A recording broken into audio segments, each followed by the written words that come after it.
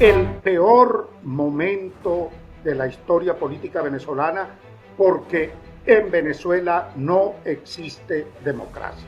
En un estado tiránico, mafioso, con una gran parte de la oposición o en la cárcel o que no puede participar, ¿por qué los partidos van a las elecciones? ¿A qué van? ¿A legitimar esa dictadura? Es una dictadura tiránica que hoy por hoy se caracteriza además por violar derechos humanos, por perseguir, encarcelar, asesinar. Y lo digo yo con propiedad, que fui asaltado, que fui robado. ¿Sí o no? ¿Se nos quedó Maduro hasta el 24? El proceso electoral en Venezuela es un proceso no competitivo, no es democrático, no es libre, porque los medios de comunicación tampoco lo permiten. ¿Sí le da garantías cuando una parte importante de la oposición o líderes de la oposición están en la cárcel?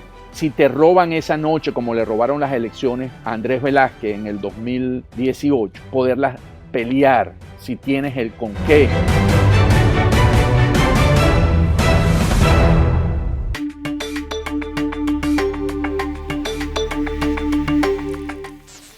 Una semana difícil para Venezuela, una semana muy dura para el régimen mafioso que la gobierna, una semana llena de oportunidades para recuperar la democracia si se juegan bien las cartas, y una semana donde se da la muerte de Raúl Baduel, un militar importantísimo, más de 15 años en la cárcel. Solo se puede decir que murió por cuenta de la dictadura, el régimen mafioso de Maduro. Fue primero arrestado con Chávez.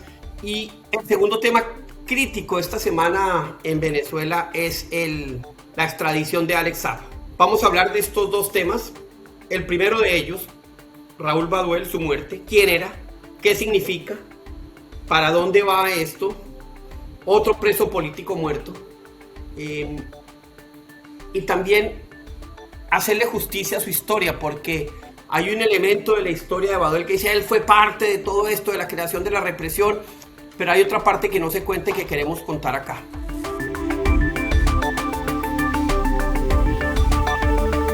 Omar Mora es abogado, creció en las entrañas del Poder Judicial, llegó a ser juez, trabajó y asesoró a alcaldías en cómo manejar legalmente el uso de la autoridad.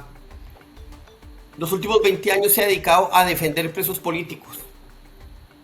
Casi todos los de Voluntad Popular, Leopoldo López, Freddy Guevara. Y defendió al general Baduel. Y nos va a contar cómo fue esa relación. ¿Quién es Raúl Baduel? ¿Quién era Raúl Baduel? Y por qué su nombre debe ser hoy un símbolo de resistencia para Venezuela y para los militares venezolanos decentes. En efecto, la muerte del general Baduel, como tú bien lo apuntas, para Venezuela tiene que significar algo más. Yo he asumido que la muerte del general Baduel y muchos en Venezuela va a ser una suerte de talismán para la lucha. Tiene que transformarse en un símbolo para la lucha por el retorno de la democracia, de la justicia, del respeto a los derechos humanos y, por supuesto, la separación de poderes que tiene que existir en cualquier democracia. Esa muerte no puede ser en vano.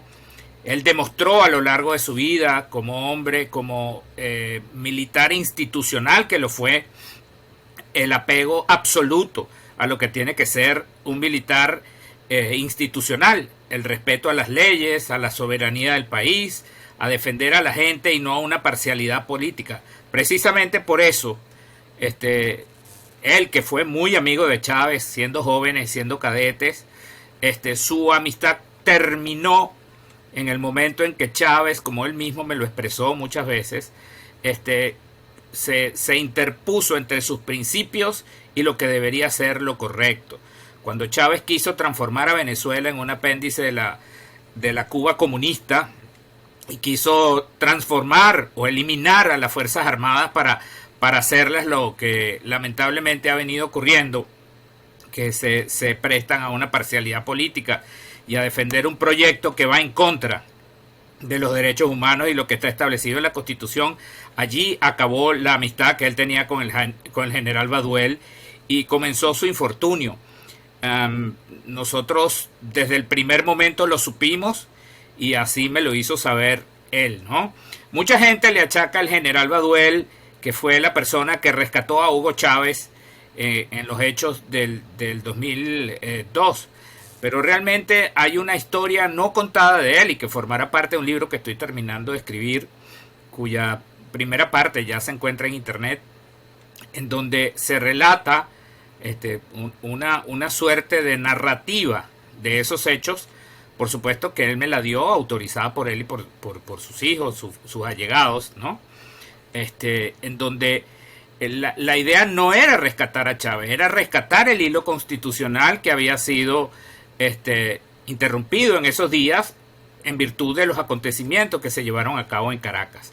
Pero además de eso, hay una historia que nadie conoció. ¿Cuál fue realmente el objetivo de esa operación militar? El objetivo era el rescate de la dignidad nacional, como bien lo apunta el contenido de la orden de operaciones militares que se suscribió ese día.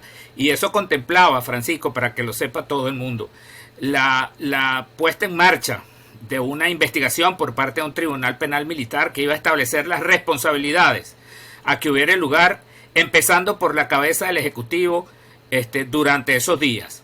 Segundo, la entrada en Venezuela de los observadores internacionales en materia de derechos humanos que había sido negada por el régimen. Y tercero, la convocatoria a un referendo constitucional para medir la verdadera voluntad del pueblo venezolano. Y por supuesto, evitar un derramamiento de sangre en Venezuela. Viene el golpe de Estado, sacan a Chávez, entra Pedro Carmona. Baduel manda unos helicópteros por Chávez para rescatarlo, para hacer esta orden de operaciones que es tribunal militar para mirar qué está pasando, entrada de observadores y un referendo, pero no, eso no pasó. Volvió Chávez al poder y ya sabemos hoy, 20 años después, el desastre que sigo. ¿Qué pasó ahí? ¿Por qué no se dio esa...? Bueno, lamentablemente esos helicópteros nunca tuvieron que ir a Miraflores, tenían que haber regresado a la base de Maracay, donde estaba el general Baduel. Según cuentan, los oficiales le comentaron a Chávez que lo estaba esperando el general Baduel y él decidió cambiar el rumbo de los helicópteros hacia Miraflores, porque inclusive ya en ese momento Chávez asumía que Baduel le iba a dar un golpe de Estado. Porque bueno, como Baduel lo dijo desde muchos puntos de vista, desde su apreciación, que él era un preso de Hugo Chávez y de Fidel Castro, porque Fidel Castro, según me contó Baduel, siempre lo estudió y fue el que le dijo a Chávez, este es del que te tienes que cuidar. Y eso es lo que evidencia el ensañamiento que hubo durante todos estos años contra Raúl Baduel y que se fabricaron dos suertes de procesos para mantenerlo privado ilegítimamente de la libertad, porque nosotros logramos demostrar siempre su inocencia, pero igual fue condenado, sometido a tortura blanca, a todos estos vejámenes para mandar un mensaje al resto de la oficialidad para que nadie se atreviera a opinar distinto o a querer corregir lo que estaba pasando en Venezuela. Pero vamos históricamente de 2002, regresa Chávez, Baduel sigue en su puesto como militar. ¿En qué momento se abre Baduel de Chávez? ¿Por qué se rompe esa relación? ¿Y cómo fue esa ruptura para luego llegar a la captura? Sí, en efecto, cuando Chávez retorna al poder, ya entonces empiezan a cambiar mucho más las cosas y vienen cambios sustanciales en el mundo de las Fuerzas Armadas que Raúl Baduel, sus asesores le habían dicho permanece allí para tratar de controlar las cosas, para que tú trates de hacerlo entrar en razón, porque él todavía apelaba a que él podía de repente, en virtud de los lazos que los unieron, tratar de arreglar las cosas, pero no pudo. Chávez hábilmente pues dio una apariencia de que había una hermandad entre ellos y de que era monolítica la institución de las Fuerzas Armadas chavistas, cosa que no era verdad. De hecho, en un video muy connotado que pasan en muchos canales de televisión, cuando Chávez dice mi hermano Raúl y se le ve la cara, él está muy molesto porque él me lo comentó, me narró ese día, y ese día fue el día en que Chávez llevó a los cadetes de la Academia Militar a un acto proselitista en Miraflores, y él no lo autorizó, ya lo habían discutido y tuvieron un problema muy grande por eso. Desde esa época, bueno, él quería su retiro. Total que finalmente es nombrado ministro de la Defensa, y después de muchos inconvenientes que tuvieron, bueno, decidió quitarse el uniforme, pasar a retiro y dar un discurso ese día en la toma de posesión del nuevo ministro de la Defensa, en donde por supuesto criticó abiertamente la instauración en Venezuela del castrocomunismo y que eso no debía ser, y ahí fue cuando la ruptura fue definitiva, y es cuando Chávez pues al abrazarlo al terminar el acto le susurra una suerte de amenaza que se cumpliría meses después, porque meses después viene la proposición de Chávez de pretender cambiar la constitución en Venezuela, y lo que se pretendía realmente era subrepticiamente engañar al país y transformar la república en un estado comunal. Baduel sale en alerta para toda Venezuela e inicia una gira, y su actuación fue definitiva para que el no se impusiera ante la pretendida reforma constitucional de Chávez. Desde ese momento se hizo ya insoportable la situación, porque Chávez dijo que ante la imposibilidad pues de fusilarlo, él lo quería preso. Eso me lo contó Baduel. Omar, ¿esto qué año es? Y ese es el primer referendo que pierde Chávez, ¿no es cierto? Y Baduel fue fundamental para que Chávez lo perdiera. En finales del 2007. Es ese referendo. Claro, después el chavismo aplica la reforma de una manera absolutamente inconstitucional e ilegal, con una ley habilitante en donde produjeron un sinnúmero de leyes que van en torno al proyecto político que ellos quieren instaurar en Venezuela, pero todo eso es absolutamente ilegal. Bueno, de hecho, Francisco, el último ministro de la Defensa fue Raúl Isaías Baduel, el general Baduel, porque después de que él sale del Ministerio de la Defensa, hasta la denominación se cambió. Ya después de allí fue el Ministerio del Poder Popular para la Defensa y tal. Y a Baduel lo capturan pocos meses después, le inventan un proceso y lo meten a la cárcel. ¿Cómo fue ese? Sí, a él luego de esto se inicia un procedimiento, detienen a su habilitado en el Ministerio de la Defensa, formulándole unos cargos. Nosotros ejercimos la defensa, determinamos que era, por supuesto, un montaje, porque inclusive nosotros teníamos en las manos los fenecimientos de cuenta, los finiquitos y los fenecimientos de cuenta por parte de la Contraloría General, que daba cuenta de que la gestión de Baduel era absolutamente transparente y que no había habido ningún problema administrativo. Sin embargo, se le inventó una presunta sustracción de dinero de las Fuerzas Armadas, abuso de poder y contra el decoro militar para procesarlo. En ese caso, a pesar de que demostramos su inocencia, fue condenado a 8 años de prisión, 7 años y 11 meses, los cuales cumplió en la cárcel de Ramo Verde, sometido a las peores vejaciones que tú te puedas imaginar. Y, de hecho, al principio, cuando Raúl Baduel es detenido, es presentado, es secuestrado en Maracay, y apuntaron a su esposa, a sus niños, y se lo trajeron en pijama, en ropa de casa, no lo dejaron ni siquiera cambiarse, y así estuvo 3 días hasta que lo presentaron ante un tribunal militar en Caracas, bueno, para exponerlo al escarnio, para mandar ese mensaje de temor hacia el resto de la oficialidad, para que nadie se atreviera a actuar. ¿Qué pruebas, qué torturas le hicieron, Omar? En esa primera condena, ¿qué le hicieron? Mira, él le hicieron de todo, lo sometieron a vejámenes, En alguna oportunidad, pues, por supuesto, siempre hubo el intento de agredirlo físicamente. Él se defendía, con eso no insistieron, pero sí maltrataban a su familia, desnudaban a sus hijas. A nosotros, pues, nos impedían el acceso cada vez que se podía, lo sometían a aislamientos celulares que a veces superaban los 120 días, y el único que podía entrar a llevarle comida y ropa era yo, porque el resto de la familia no lo dejaban ver.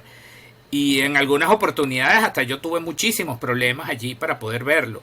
Era acosado permanentemente porque le allanaban su celda, al igual que la del resto de los compañeros, y le destruían sus imágenes religiosas. Baduel era un hombre muy creyente. Le profanaban todas las imágenes religiosas. Le destruían la habitación cada vez que podían, se llevaban todos los libros, las Biblias, las anotaciones que él hacía de sus libros y de la Biblia, porque siempre estaban pendientes de que Baduel estaba conspirando en contra de ellos. Ese miedo los llevaba a actuar de esa manera permanentemente. Y al final lo metieron preso en un nuevo calabozo que se llama La Tumba, en el SEBIN de Plaza Venezuela, que es donde transcurre los últimos 4 años de su vida. Allí fue sometido a lo que se conoce internacionalmente como la tortura blanca, a un sitio muy pequeño, todo es blanco, a una temperatura gélida, 5 pisos bajo tierra, no ves el sol nunca, el bombillo está prendido las 24 horas del día y no sabes cuándo es de día o es de noche.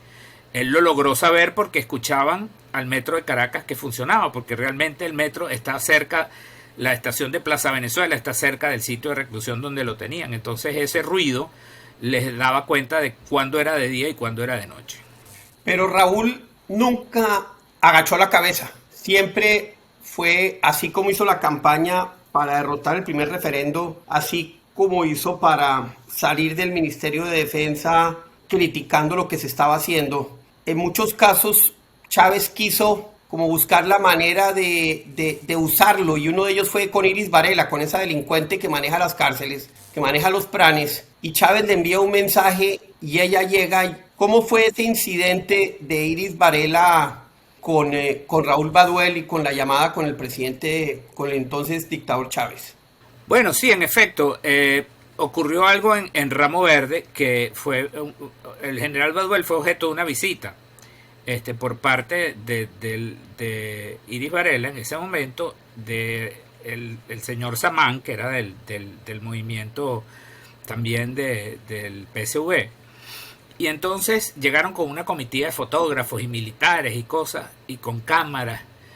Y bueno, ella llegó allá, claro, por supuesto, el general Baduel la atendió como todo un caballero, la hizo pasar y bueno, se sentó a hablar con ella, porque ella fue una de las críticas muy duras de él y lo señaló de haber sido narcotraficante y cualquier cantidad de cosas cuando estaba en la asamblea, ¿no? Pero ese día ella llegó con las manos agarradas y compungidas, le dijo: mi general, yo le pido disculpas por cualquier cosa que le haya hecho anteriormente. Yo vengo de parte de su gran amigo, vengo a traerle un mensaje. Y yo quisiera conversar con usted. Y cuando ella le está diciendo eso, Baduel ve que lo están fotografiando, que lo están filmando, y se molesta muchísimo y se para. Y agarra al hombre de las cámaras y tal, con los militares, y le dice: bueno, si usted me sigue filmando, tomando fotos, yo lo voy a tirar para abajo, porque yo no soy mono de circo. Yo no estoy aquí para que ustedes vengan a hacer este circo conmigo. Entonces se prendió ese rollo, y en medio de ese momento, Francisco, suena el celular y ya sabemos quién era del otro lado. En ese momento ella le dice: ya usted sabe quién es, qué mensaje quiere mandarle. Y entonces fue cuando él le dijo: dígale que es un cobarde, que si él tiene bríos, que venga aquí a hablar conmigo. Si él tiene que hablar conmigo, que venga para acá y me dé la cara. Dígale que yo sé que él es el responsable de la persecución de mi familia, de mis hijos, del atentado a mi abogado, de todo lo que él sabe que yo sé. Y que yo no voy para Miraflores si no es en compañía de Omar, de mi abogado, y que si él me quiere ver, que venga para acá. Y bueno, ese fue el fin de la conversación, porque realmente el ofrecimiento era que le iban a dar el indulto para que él depusiera su actitud y volviera al movimiento. Entonces, por supuesto que él se negó, Y cuando yo lo fui a visitar días después que ocurrió eso, bueno, él me mandó a llamar y yo fui. Todavía en esa época uno podía visitar a los detenidos, te cuento, porque hoy en día eso es imposible. Ya no existen visitas ni nada. Entonces, en ese momento él me dijo, mira, Omar, yo quiero que tú des mañana una rueda de prensa, convoca a todos los medios nacionales e internacionales y da una rueda de prensa y vas a decir exactamente la frase que te voy a pronunciar. Y esa frase fue, Francisco, la dignidad no se negocia. Y así comencé yo la rueda de prensa hablando de este tema y mandando el mensaje de que él no quería un indulto, ni lo aceptaría porque él no ha cometido ningún delito, ni tiene por qué arrepentirse ante nadie, ni merece el perdón de nadie porque él no había cometido ningún delito, ni estaba dispuesto a deponer su actitud ni sus principios. Evidentemente, el indulto es una gracia presidencial y nadie, no es un tema de que tú te encadenes dentro del calabozo, no me voy, sino bueno, si te lo dan, te lo dan. Pero era un tema de sus principios y de su moral que él quería que se fuese conocido por todo el mundo.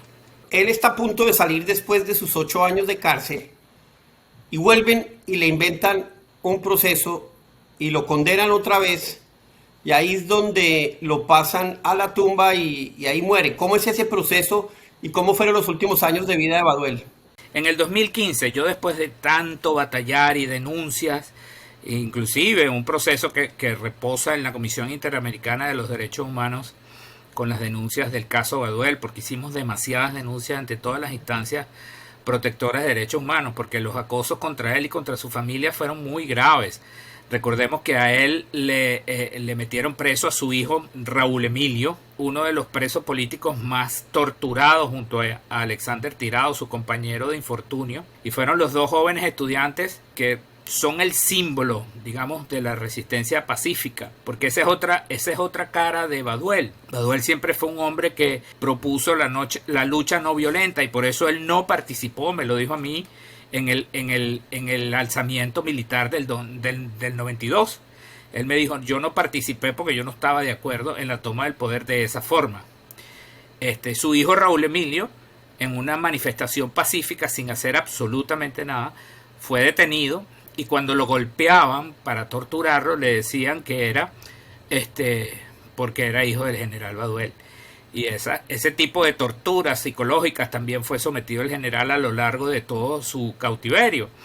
Y por supuesto, imagínate lo que debe sentir un padre de tener todos sus hijos a merced de una situación de esa naturaleza. En ese momento yo conseguí en el 2015 que le otorgaran lo que se llama una medida alternativa de la ejecución de la pena en libertad. A él le correspondía eso hacía mucho tiempo y no se lo habían dado, pero finalmente se le dio por todo el escándalo que se había armado por sus derechos humanos. Él estuvo pocos meses realmente fuera de la cárcel, se le puso su casa en Maracay como cárcel, y yo logré que un tribunal militar de allá de Maracay él se presentara mensualmente, ¿ok? Para seguir cumpliendo con el trámite de la condena. El 10 de enero del 2016, creo, se crea en Venezuela una cosa que se llamó el Comando Antigolpe, que lo formaban toda la plana mayor del PSUV. Maduro, Diosdado, estaban todos ellos, y ese Comando Antigolpe, el Aizami, Riverol, toda esa gente, ¿no? Y a las 6 de la tarde, ellos seguramente a las 12 del mediodía, a las 6 de la tarde estaban allanando la casa del general Baduel. Los vecinos dicen que le iban a sembrar 2 camionetas llenas de armas, porque ellos lo vieron, tomaron fotos, hicieron tweets, rodearon eso y llegaron como 300 personas de la urbanización para proteger la casa del general. El general no se encontraba allí. Casualmente estaba en una reunión de condominio en la cuadra de al lado. Y ahí estaba. Y ahí se quedó hasta que esta gente se fue. Ellos finalmente hicieron un allanamiento en la casa y por supuesto no consiguieron nada. Se llevaron las computadoras de los niños de hacer la tarea y ese tipo de cosas, pero no consiguieron nada. Porque no podían conseguir nada, Francisco. No había nada. Él no tenía nada y esa era su casa. Entonces, 2 días después le tocaba al general presentarse el día 12 en el tribunal. Yo hice todas las averiguaciones, descubrimos que el allanamiento era por un tribunal nuevo, ¿ok? Pero supusimos que le habían revocado o que le iban a revocar la medida, porque era lo que ellos normalmente hacen. Yo fui al tribunal, no había nada, no sabían nada del allanamiento, ni mucho menos, en el Tribunal Militar de Caracas, y en el de Maracay tampoco. Entonces el día 12, 2 días después, nosotros fuimos a presentarnos. Él firma el libro, que por cierto, el oficial no sabía si dárselo para firmar o no, porque todo el mundo se quedó como loco que hubiésemos ido al tribunal, porque pensaban que él se había ido a la clandestinidad ya. Y cuando llegamos, pues se llevaron la sorpresa de que estábamos allí. En ese momento él firma, y cuando ya nos vamos a retirar... Omar, déjame te hago una pregunta. ¿Por qué él nunca se fue a otro país? ¿Por qué él nunca se fue a la clandestinidad? ¿Por qué él nunca dio ese paso? Mira, no lo quiso. Yo se lo ofrecí más de una vez. Le dije, Raúl, a mí me parece que tú deberías repensar las cosas, porque tú le haces un favor al país más grande si estás fuera, que tu voz sea escuchada. Aquí te tienen encerrado, te van a hacer daño, te van a tener. Y él dijo, no les voy a demostrar miedo, no lo voy a hacer, no me voy a ir para ningún lado. Además no puedo abandonar a mis hijos. Chico, y se le preguntó, pero bueno, a tus hijos, normal. Por supuesto que a mis hijos normales nunca los voy a abandonar, siempre van a estar conmigo. Pero a mis hijos de las Fuerzas Armadas. Entonces te puedes dar cuenta de lo que significa para un hombre como él el honor, los principios. Y esas fueron una de las cosas que nos unieron, Francisco. Yo esto lo he dicho muy poco, pero quiero recordarlo hoy. El día que yo conocí al general Baduel en persona, que yo le dije, ¿por qué tú quieres que yo sea tu abogado? Yo, como muchas personas, quizás no tienen la información que yo hoy tengo, sentía odio hacia él, vamos a hablarlo claro. Sentía sentía rabia hacia él, decía, pero bueno, tú eres el culpable de muchas cosas que estamos padeciendo. Y él me dijo, después de escucharme largo y tendido, ¿me puedes escuchar ahora? Sí. Y empezó a hablar durante 8 horas, me mostró todas las pruebas que tenía de sus encontronazos con Chávez, de todo lo que había hecho para tratar de evitar esto, de sus esfuerzos, de cuáles eran sus convicciones. Al final de esa reunión le dije, tienes abogado. Y desde allí empezó pues nuestro contacto, que terminó siendo una amistad muy, muy bonita, y que bueno, me ha llevado a ayudarlo todavía al día de hoy a proteger su imagen, su recuerdo, a proteger a su familia, que fue una de las tareas más importantes que él siempre me asignó estando detenido. Cuida a mis hijos, cuida a mi familia, por favor. Y mira, nos trajo hasta aquí. Pero para volverte al cuento que estábamos ahorita, él en ese momento fuimos a firmar y le dicen, nos rodean 40 tipos con pasamontañas, armas largas, y me dicen, doctor, ustedes no se pueden retirar porque el general tiene una orden de captura. Y yo, ¿cuál orden de captura? ¿Con qué motivo? ¿Dónde está la orden de captura? No la tengo, pero existe. Bueno, pero búsquemela. Entonces fueron y me trajeron una fotocopia de un fax. Le digo, pero esto no es una orden de captura. ¿Qué es esto y por qué? No, porque él incumplió. Le dije, no, eso es mentira. Él no ha incumplido nada. De hecho, venimos del tribunal de presentarse. ¿Cómo van a decir ustedes que incumplió? El hombre me dice, apuntándonos, doctor, no me lo haga difícil. Acompáñenos, que el general no se puede retirar. Entonces tuvimos que ir a la sede de la DIM o de la DIGESIN, allí dentro de los tribunales militares de Maracay. Y allí, bueno, nos hicieron esperar hasta mediodía que fabricaran la fulana orden. Cuando llegó la orden, bueno, aquí está la orden. Bueno, por supuesto era una cosa hecha a los trancazos allí, que no tenía ningún tipo de validez, pero bueno. Con eso se inició una caravana con más de 8 vehículos, de hombres con ametralladoras armados en camionetas y tal, y yo empiezo a seguir eso porque supuestamente íbamos al tribunal en Caracas para presentarlo. Bueno, en la autopista las camionetas, las últimas 2 con las ametralladoras frenaron, nos apuntaron para que nosotros nos paráramos, y el resto de la caravana a gran velocidad se desapareció en la autopista. Yo seguí camino después, llegué a los tribunales militares en Caracas, donde pensaba que lo habían llevado, y no lo llevaron. De hecho, de ahí lo desaparecieron unos días, que fue cuando denunciamos esa desaparición forzada de él, una de las primeras, y después apareció en Ramo Verde. En Ramo Verde estuvo desde ese 11 de enero hasta el día 3 de marzo se cumplía su condena, y el día 2 de marzo lo trasladaron a un tribunal nuevo en Caracas, militar, y le imputaron los delitos de traición a la patria, rebelión militar, que comportan penas que superan los 25 años. Entonces, para una persona de esa edad, más de 60 y pico de años, un caso donde te quieren aplicar una pena de cerca de 25 a 30 años es para que te mueras en la cárcel. Por eso su hijo Raúl Emilio lo dijo en esa oportunidad, dijo: mi papá es una persona que está en cautiverio de muerte. Cautiverio de muerte no porque se aplique en Venezuela la pena de muerte, que no existe, sino porque esa prisión conllevaría a eso. Omar, la verdad sí existe la pena de muerte en Venezuela. Sí, pero digamos, legalmente eso no existe en ninguna parte. Y era la preocupación de su hijo y lo puso en un tuit y fue así. Y lamentablemente se cumplió lamentablemente esa profecía, porque era evidente que ellos no lo querían dejar en libertad y que no les hacía mucho ruido un Raúl Baduel en la calle con todos sus derechos civiles y políticos, ¿no? Siendo una voz que llamara, digamos, al pueblo a organizarse en contra de esto. ¿Cómo fueron sus últimos años de vida en la tumba? ¿Cómo fue su muerte? Y la segunda pregunta, ¿no están tanta gente de los militares que él defendió? ¿No hay un sentido de algo dentro de los militares? ¿Queda algo de vergüenza militar en Venezuela? La vida de Raúl en la tumba fue muy dura, porque él estaba prácticamente aislado de su familia de abogados, nunca lo dejaron ver con sus abogados, y con su familia muy pocas oportunidades.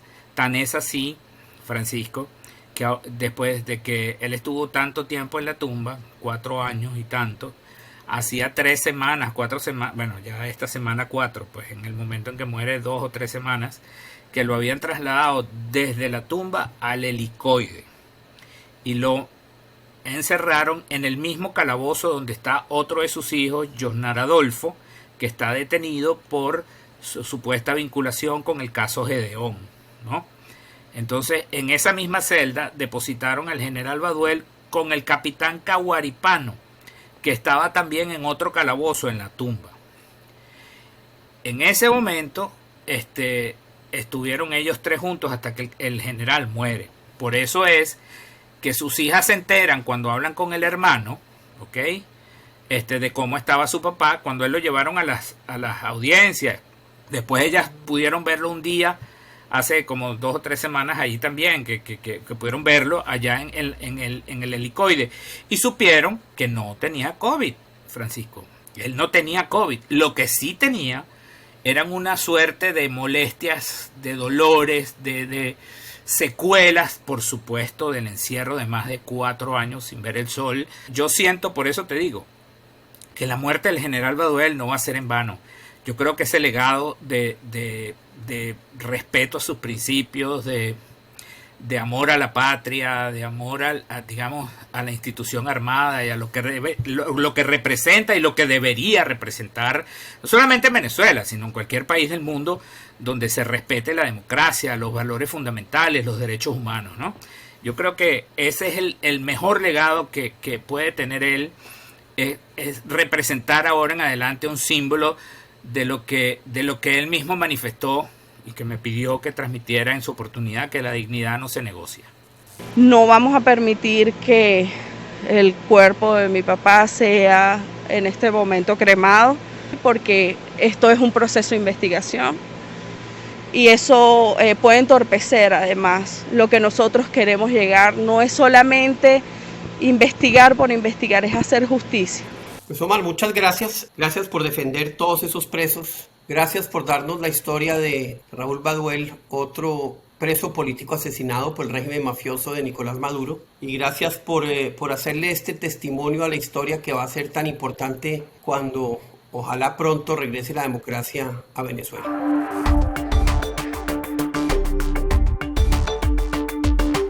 La verdad, a mí me dio una gran alegría ver a Alex Saab vestido de naranja. Su curso de inglés de largos años apenas empieza y es una victoria para todos los que creemos que los mafiosos tienen que estar en la cárcel. Y Alex Saab es mafioso, es lavador de dólares, fue el articulador de gran parte de los negocios turbios de Maduro, de Jorge Rodríguez, de Nicolásito, de Celia, de todo el entorno mafioso de pues, el régimen. Para hablar de las implicaciones políticas, porque las legales ya tendremos tiempo de hablar, y de qué oportunidad presenta esto, tenemos a Pedro Burelli, un analista, vive en Washington, hace parte de una parte de muchos de los think tanks. Cada vez que necesitan una opinión de Venezuela, le preguntan a él. Conoce muy bien Rusia, lo tuvimos en el programa de Rusia y queremos hablar con él sobre estas implicaciones políticas. Pedro, tú siempre has dicho que la negociación entre la oposición y el régimen es como la negociación de un secuestrado con el secuestrador. Ahorita uno de los secuestradores cayó en las redes de la justicia. ¿Eso no empieza a darle algo de poder a los secuestrados para, por ejemplo, poner sobre la mesa, venga, les doy amnistía y armamos una amnistía si al mismo tiempo armamos un regreso a la democracia plena de elecciones presidenciales, elecciones de diputados con todas las garantías? Primero que nada, no creo que Alex Saab sea uno de los secuestradores. Es el que le provee armas, comida, sustento y oxígeno a los secuestradores. Cuando se trató, a través de una política internacional muy concertada de poner presión sobre el régimen, Alex Saab fue el gran artífice de cómo se evadía esa presión, cómo se rompían las sanciones. Por lo tanto, es el que mantiene vivo a los secuestradores, no es el secuestrador, es el operador que permite que el secuestro continúe. Eso es una pequeña acotación que te quiero hacer, ¿no? Yo creo que eso es importante entenderlo así. Este señor ha permitido que el secuestro continúe, rompiendo el cerco que se ha querido crear para forzar el colapso de un gobierno que es de facto, es decir, completamente ilegítimo, que está usurpando el poder en Venezuela y que está repleto en su nomenclatura, en su cúpula, de personas con prontuarios criminales, inclusive con acusaciones penales selladas y algunas no tan selladas en los Estados Unidos. Segundo, yo siempre he dicho que es muy difícil la negociación que se está planteando, porque los secuestrados nunca negocian su liberación con los secuestradores. Tiene que haber alguien con más poder o que tiene lo que los secuestradores quieren, que es el que haga la negociación. Si existe un secuestro es justamente porque hay una asimetría de fuerza. Por eso es que un país entero, y dentro de ese país una oposición, y dentro de esa oposición Juan Guaidó, están totalmente secuestrados por unas personas que están usurpando el poder, abusando del poder y utilizando cualquier mecanismo para mantenerse en el poder. ¿Cuál es la negociación ahí? ¿Qué le ofreces tú? Exactamente qué es lo que nosotros como venezolanos, como demócratas, tenemos que darle a este régimen criminal para que ellos nos suelten. Ese es el dilema. El dilema realmente es que aquí no hay fundamento. Como no hay fundamento en un secuestro para que los secuestrados negocien con los secuestradores, en esta situación tampoco hay ningún fundamento. Pero Pedro, si se pone sobre la mesa una amnistía. Pero un momento. El problema de la amnistía, ¿okay?, es una minimización del problema aquí. ¿Okay? Primero, que la amnistía no la pueden dar los secuestrados. ¿Okay? Nosotros no somos. ¿Okay? Realmente, estos tienen causas más allá de Venezuela. Los secuestrados solamente pueden hablar por las causas en Venezuela una vez que vuelvan al poder, hay un poder judicial y empiece a actuar la justicia venezolana. Hoy en día las causas que tienen abiertas todas estas personas es en los tribunales internacionales. ¿Cuál es el problema de una amnistía? El problema de una amnistía es que hay ciertos crímenes que va a ser muy difícil que den amnistía, y en el caso más profundo, que son los crímenes de lesa humanidad, lamentablemente el Estatuto de Roma, que crea la Corte Penal Internacional, lo que la gente llama coloquialmente la Haya, no tiene un mecanismo que permite una amnistía. Entonces, ¿Cómo manejas eso? Y no tiene un mecanismo. Pero mira lo de Colombia. En Colombia, criminales de guerra y criminales de lesa humanidad están en el Congreso. Exactamente, y yo creo que el problema de gobernabilidad de Colombia solamente está creciendo con un acuerdo de esa naturaleza. Porque para que eso funcione tiene que haber justicia de verdad, no justicia de la boca para afuera. O sea, no mecanismos que no son, o sea, que no tienen sentido y que inclusive una paz que termina habiendo disidentes permanentemente estropeando la paz. Entonces, y preparándose para la guerra. Entonces, yo creo que eso no tiene mucho sentido. Creo que a mí la comparación con Colombia verdaderamente me parece odiosa por una razón sencilla. El que comete los crímenes aquí es el gobierno, el que actúa de gobierno, es un gobierno de facto, el que tiene el poder en sus manos es el criminal. Eso es muy distinto. Ahora, ¿qué le estamos pidiendo nosotros a Maduro? Que cumple la Constitución. ¿Qué le vamos a dar a Maduro nosotros? Un derecho que viole ciertos artículos de la Constitución o ciertas leyes y otras no. Aquí no hay nada que negociar. O sea, la oposición no puede ceder los derechos, ¿okay?, ni las obligaciones que están en nuestro texto constitucional y en nuestras leyes para llegar a un acuerdo con unos bandoleros para coexistir con los bandoleros. Esa es la locura de lo que está ocurriendo aquí. O sea, la locura es que estamos confundiendo de qué se trata el tema de Venezuela, a veces diciendo, bueno, usted se pare, hay que trabajar como en Chile, por como se sacó a Pinochet, hay que hacer... No, No, yo entiendo las diferencias y entiendo que estamos ante un gobierno totalmente criminal, pero entonces, ¿cuál es la salida? ¿Qué se puede hacer? No va a haber invasión, no va a haber salida. Pacho, déjame decirte una cosa, y te lo voy a decir, a ver si lo entiendes, y lo entienden obviamente tu audiencia. Yo creo que tú sí lo entiendes. El problema es que no haya una salida fácil al problema de Venezuela. No es culpa mía, no es culpa del presidente Guaidó, no es culpa del gobierno interino, no es culpa de la oposición, no es culpa de los venezolanos. Es culpa de unos señores que optaron al mismo tiempo, en simultáneo, saquear las arcas del Estado, destruir la convivencia en un país, traficar drogas, lavar el dinero de las drogas y violar los derechos humanos hasta el nivel de crímenes de lesa humanidad. Ellos se hicieron la salida difícil. Ahora resulta que nosotros tenemos que sentirnos mal porque hay que buscarle una salida o lo que llaman un puente de plata o algo a unas personas que inclusive, Pacho, inclusive mientras están sentados en una mesa de negociación, están cometiendo los crímenes por los cuales están sancionados, por los cuales están buscados y son siendo requeridos por la justicia. En el mismo sitio que están sentados en México, están torturando a gente en Venezuela, están traficando droga, están traficando oro. Entonces, ¿de qué estamos hablando? Si ni siquiera hay la voluntad de frenar lo que están haciendo, ¿okay? Ni siquiera hay un intento de decir, mira, yo sé que ustedes me van a juzgar por los crímenes pasados, pero yo les quiero mostrar un diferente talante, voy a liberar a los presos políticos, voy a dejar de torturar a gente en mis mazmorras, voy a dejar de traficar drogas, pero es que el descaro fundamental y la locura de lo que Noruega ha permitido, que son los grandes responsables, o sea, por usar una palabra un poco más dura, los grandes cabrones de esta jugada. Ellos no están diciendo, aquí hay unas condiciones mínimas, señores. Para yo poner la mesa, ustedes tienen que comprometerse a dejar de apresar a gente y dejar de torturar a gente. Es decir, esto no puede ser que nosotros estemos en esta situación de años de negociación en que el régimen nunca ha cesado las acciones por las cuales está siendo buscado por la justicia internacional.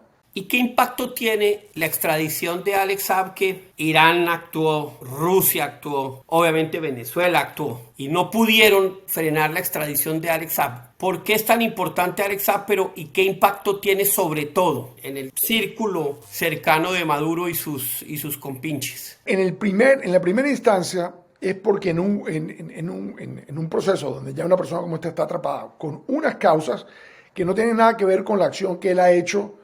Ahora, esto está reflejando sus primeras actividades en Venezuela. Es decir, él fue extraditado por los primeros crímenes que cometió en Venezuela. Me imagino que hay otras acusaciones selladas que irán saliendo en el proceso.